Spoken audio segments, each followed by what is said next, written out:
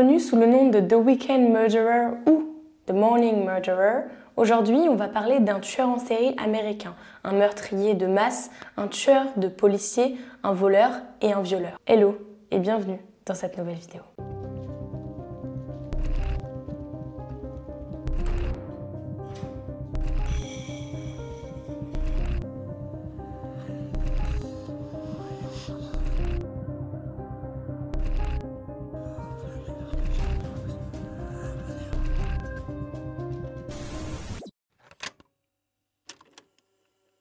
Milton Johnson naît le 15 mai 1950 à Joliet, dans l'Illinois, une ville proche de Chicago. On sait peu de choses sur les débuts de sa vie, on sait juste que son premier crime remonte en 1970 alors qu'il est âgé de 19 ans. Il viole une femme lors d'un cambriolage à Pilcher Park et il la torture avec un briquet. Il est arrêté et il est immédiatement reconnu coupable de cambriolage et de viol. Pour ça, on le condamne à 25 années de prison avec une possibilité de libération conditionnelle en avril 1986. Cependant, 3 ans plus tôt, le 10 mars 1983, les autorités décident qu'il est apte à être libéré plus tôt. Une libération qui coûtera la vie à une dizaine de personnes. À sa sortie de prison, il vit chez sa mère avec son beau-père. Pendant 2 mois, entre le 25 juin et le 25 août 1983, Joliet et les communes environnantes sont terrorisées par une série de meurtres du week-end complètement aléatoires et marqués par une violence sauvage. Pourtant, les forces de l'ordre sont très mobilisées, ils balayent le comté de Will à la recherche de suspects, mais le tueur leur échappe. Et ils continuent de massacrer des victimes en toute impunité, tandis que les habitants achètent des armes et des munitions pour se protéger. La frénésie meurtrière de Johnson commence par le meurtre de 2 sœurs, Zita Bloom et Honora Lehman, âgées respectivement de 66 et 67 ans. Le 25 juin 1983, elles sont abattues, poignardées à mort, puis brûlées post-mortem. Une semaine plus tard, le 2 juillet 1983, c'est au tour du couple formé par Kenneth et Terry Johnson d'être abattus sans motif apparent dans leur maison. Le corps de la femme a ensuite été abandonné dans le sud-ouest du comté de Cook. 2 semaines plus tard, le 16 juillet 1983, Johnson lance une nouvelle série de meurtres qui fera 5 victimes. Il est assez rusé puisqu'il ne fait pas ça n'importe comment. Certes, ses crimes sont aléatoires, mais il réfléchit un minimum. Le 16 juillet, il rentre dans le pare-choc d'une voiture avec son camion. Les 2 occupants de la voiture sont un peu choqués, ils sont immobilisés par ce qu'il vient de se passer, ils viennent de se faire rentrer dedans. Johnson en profite pour sortir de son camion et pour les tuer. Il ôte la vie à Kathleen Norwood, âgée de 25 ans, et Richard Paulin, âgé de 32 ans. 2 adjoints du shérif se trouvaient là au moment où le camion a percuté la voiture, et dans un premier temps, ils veulent juste aider puisqu'ils se rendent compte qu'il y a eu un accident. Ils n'avaient pas vu les 2 meurtres. Johnson ne supporte pas d'être dérangé dans ce qu'il était en train de faire. Donc il décide de tuer l'adjoint Stephen Mayer, âgé de 32 ans, et il blesse le sergent Dennis Foley, âgé de 50 ans, d'une balle dans la gorge. Ce dernier profite du fait que Johnson était en train de cacher le corps de son coéquipier pour s'enfuir vers la voiture de police et pour appeler la police via la radio. Il demande donc de l'aide et on lui dit de se signaler avec sa sirène. Une voiture qui n'était pas très loin entend ce qu'il se passe, se dirige vers la voiture de police et Johnson qui voit ça, qu'est-ce qu'il fait? Eh bien il tire sur le conducteur de la voiture. Comme il tire plusieurs fois sur le conducteur George Keel, âgé de 24 ans, il parvient à le tuer sur le coup et la passagère, elle, est seulement blessée. Une fois que la voiture est arrêtée, elle s'enfuit. Elle réussit à survivre, cependant on ne sait pas qui elle est, puisqu'elle est restée anonyme.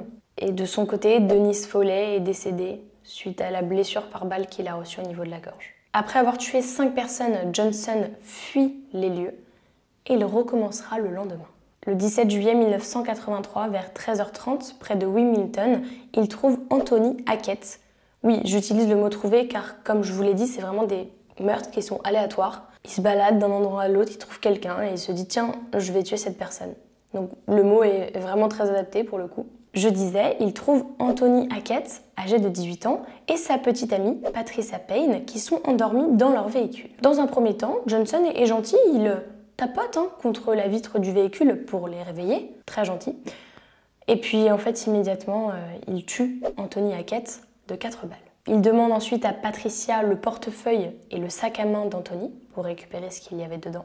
Puis, il l'enlève, il l'emmène dans sa camionnette et il la conduit sur l'autoroute. Pendant le trajet, Johnson l'agresse sexuellement, il la viole à 2 reprises, il la poignarde avant de la jeter en dehors de son camion. Patricia Penn est laissée pour morte. C'est un automobiliste qui la retrouve vers 17h30, qui la transfère immédiatement dans un hôpital local, et grâce à ça, elle va survivre. Quand Patricia a été interrogée par John Meduga, un agent de la police de l'État de l'Illinois, elle décrit son agresseur comme étant un homme afro-américain sans pilosité faciale visible. 8 jours plus tard, on lui présente 1500 photos de suspects et après les avoir toutes examinées, elle en sélectionne 42. 42 photos d'hommes qui présentaient des similarités faciales avec son agresseur. Bien que sur 34 d'entre elles, les hommes avaient une pilosité faciale visible. Cherchez l'erreur. Et on ne sait pas si Johnson figurait parmi les 42 photos qu'elle avait effectivement sélectionnées. Les meurtres violents et sans motif apparent terrorisent les habitants de Joliet et des communes alentours, puisqu'ils se disent que le tueur n'a pas vraiment de cible précise et que tout le monde peut être visé. La police se mobilise donc de manière plus importante pour balayer tout le comté de Will à la recherche de suspects. Mais les violences se sont intensifiées. Et 1 mois plus tard, le samedi 20 août, Johnson s'en prend à 4 femmes. 4 femmes étaient dans un magasin de poterie, dont la gérante et 3 clientes. Johnson est entré dans ce magasin, il les a abattues froidement, les a poignardées et a jeté leur sac à main à proximité. Ce qui est assez étrange, c'est qu'il y avait encore de l'argent à l'intérieur des sacs à main. Donc le motif, il n'est pas clair là.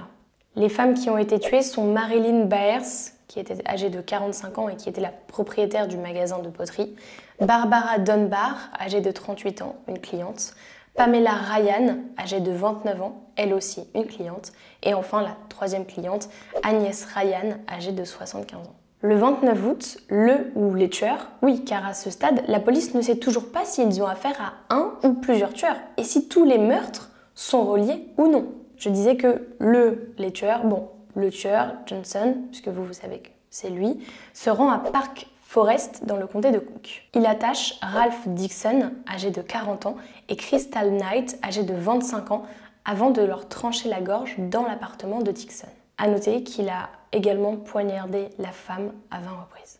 Encore une fois, sans raison apparente, de manière totalement aléatoire. Et le week-end, c'est pour ça qu'on l'a surnommé The Weekend Murderer.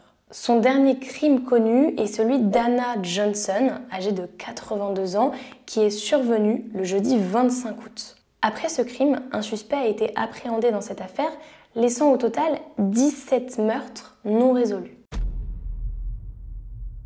L'enquête policière sur ces crimes est restée bloquée jusqu'en 1984, puisqu'en février 1984, la police d'État reçoit une information selon laquelle une femme, une certaine Anne Shoemaker, avait téléphoné au bureau du shérif du comté de Will en août 1983 pour décrire un incident au cours duquel une camionnette n'arrêtait pas de jouer un peu au jeu du chat et à la souris avec elle, de la doubler, de ralentir, de la redoubler. Elle avait trouvé ça étrange et avec ses amis, elle avait décidé de suivre un peu la camionnette pour voir si elle connaissait ou non cette personne. Bien sûr, ils ont relevé le numéro de la plaque d'immatriculation et ils se sont rendus compte qu'ils ne connaissaient pas la personne, donc très vite, ils ont décidé de s'enfuir. Et ce n'est que le 6 mars 1984, après avoir reçu cette information, qu'on demande à Anne de donner le numéro de la plaque d'immatriculation. La police, en cherchant la plaque, la retrace jusqu'à un camion appartenant à un certain Sam Myers. Alors là, vous allez me dire, oui, Sam Myers, c'est quoi le rapport? Eh bien, Sam Myers n'est autre que le beau-père de Milton Johnson. Ce même jour, le 6 mars 1984, Patricia Penn est appelée au commissariat et on lui demande de réexaminer 5 photos. Après plusieurs minutes, parmi les 5 photos, elle identifie provisoirement son agresseur. On lui demande de revenir 3 jours plus tard, le 9 mars 1984, pour qu'elle puisse l'identifier physiquement et derrière la vitre teintée dans la vraie vie, en fait, parmi 6 personnes.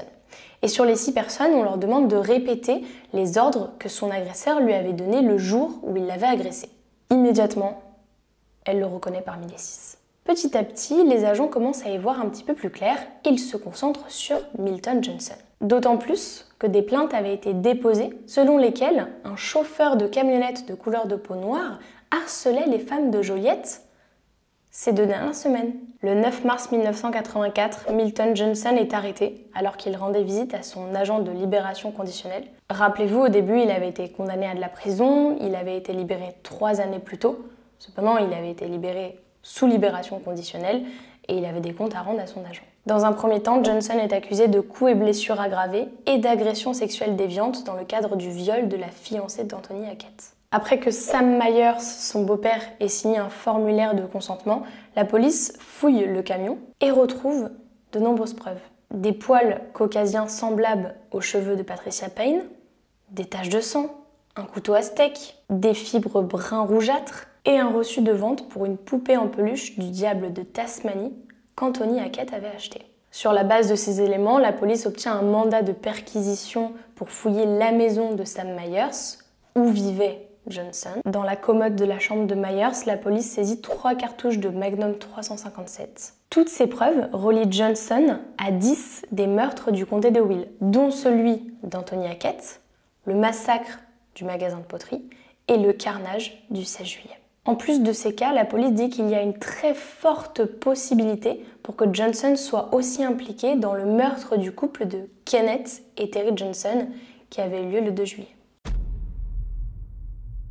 Pour représenter Johnson lors du procès, initialement, il avait eu un avocat commis d'office qui était le défenseur du comté de Will. Cependant, le 1er juin 1984, la veille de la date du procès, un certain William Swano apparaît comme étant l'avocat retenu par l'accusé. Et étant donné que c'est la veille du procès qu'il arrive et qu'il dit « Coucou, c'est moi l'avocat », le tribunal de première instance lui accorde une prolongation, en fait il lui en accorde 3, ce qui fait un total de 55 jours de plus afin qu'il puisse préparer le procès. Le procès est fixé au 26 juillet 1984 dans le comté de Will. Cependant, l'accusé, il veut pas que ça se passe dans le comté de Will puisqu'il n'a pas envie qu'il y ait une mauvaise image, une publicité négative. Ce qui va totalement en contradiction avec ce qu'il a fait, c'est-à-dire ses meurtres dans le comté de Will. Mais bon, soit. Le tribunal de première instance transfère l'affaire au comté d'Iroquois. Pendant son procès, Johnson est reconnu coupable du meurtre au premier degré de Hackett, ainsi que de l'enlèvement aggravé, de l'agression sexuelle déviante, du viol et de la tentative de meurtre de Patricia Payne. En septembre 1984, Milton Johnson est condamné à mort et à des peines concurrentes de 40 années d'emprisonnement pour agression sexuelle déviante, viol et tentative de meurtre. En appel direct, le tribunal a confirmé les déclarations de culpabilité et les peines prononcées contre l'accusé. Le 23 janvier 1986, Johnson est reconnu de nouveau coupable, cette fois-ci de quadruple meurtre lors du massacre de l'atelier de céramique, et une deuxième condamnation à mort est prononcée 5 jours plus tard. Les poursuites des 5 autres meurtres ont été repoussées à plus tard. Mais Johnson ne veut pas en rester là.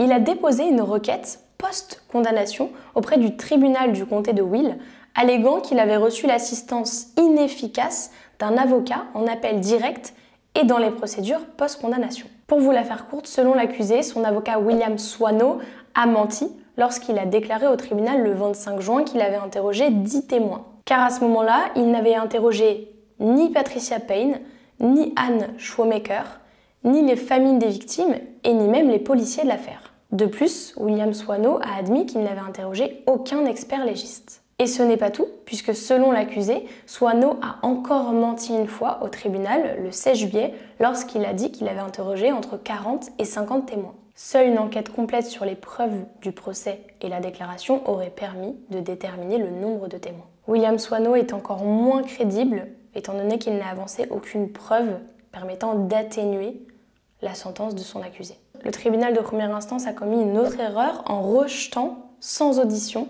des preuves l'affirmation du défenseur après sa condamnation selon laquelle il avait reçu une insistance inefficace de la part de son avocat William Swano. Enfin, le tribunal de première instance aurait abusé de son pouvoir discrétionnaire en refusant d'ordonner la déposition des preuves de Swano. Ils ont aussi rejeté à juste titre les demandes du défenseur postérieures à la condamnation. C'est pour ces raisons qu'ils ont confirmé en partie, infirmé en partie et renvoyé le reste au tribunal du circuit pour continuer la procédure. L'appel a été que très peu concluant puisque actuellement Milton Johnson purge toujours sa peine au centre correctionnel Ménard. Voilà, c'est la fin de l'histoire terrifiante de celui qui se faisait appeler le tueur du week-end, qui parcourait Joliette et ses environs pour trouver une victime à tuer, que ce soit avec une arme à feu ou un couteau. Dites-moi dans les commentaires ce que vous avez pensé de cette histoire et on se dit à très vite pour de nouvelles vidéos.